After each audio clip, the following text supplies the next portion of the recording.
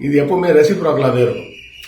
இந்த ஸ்டாக் எக்ஸ்சேஞ்சில் இண்டெக்ஸ் வந்து மேலே நோக்கி போகுது அப்படின்னா தங்கத்தோட விலை கொஞ்சம் கீழே நோக்கி வரும். ஸ்டாக் எக்ஸ்சேஞ்சில் அங்கே கீழே இறங்க மாதிரி இருந்ததுன்னா இங்கே தங்கத்தோட விலை மேலே நோக்கி போகும்.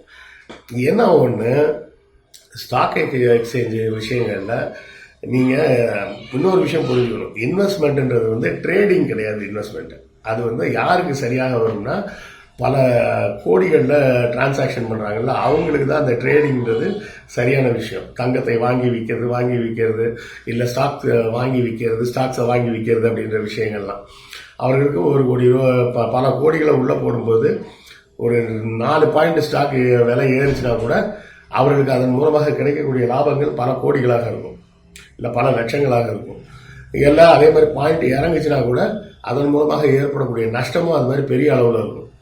நாம் இருக்கிறது நம்ம ஆளுங்க நிறைய பேர் நான் பார்த்துருக்கிறேன். ஸ்டாக்கில் போய் நான் ட்ரேடிங் பண்ணுறேன்னு ட்ரேடிங்க்கு போகிறீங்க அப்படின்னு சொன்னால் கிட்டத்தட்ட குறைஞ்சது ஒரு கோடி ரூபாயாவது வேணும். அப்போ தான் நீங்கள் ஒரு டைவர்ஸ்டு போர்ட்ஃபோலியோவை உருவாக்க முடியும். உருவாக்கினிக்கு அதில் ட்ரேடிங் பண்ணிகிட்டு இருக்க முடியும்.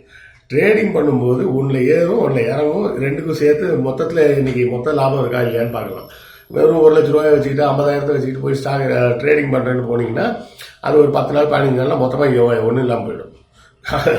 ஒவ்வொரு வாட்டி நீங்கள் ட்ரேட் பண்ணும்போதும் அவன் எடுக்கிற சர்வீஸ் சார்ஜ் அது இதெல்லாம் எல்லாத்தையும் கழிச்சிங்கன்னா ஒன்றுமே இல்லாமல் மிச்சம் 0 ஆகிடும். ஒரு 10-15 நாளில் 50,000 போட்டிங்கன்னா ஒரு 15 நாளில் எல்லாம் காலி ஆகிடும்.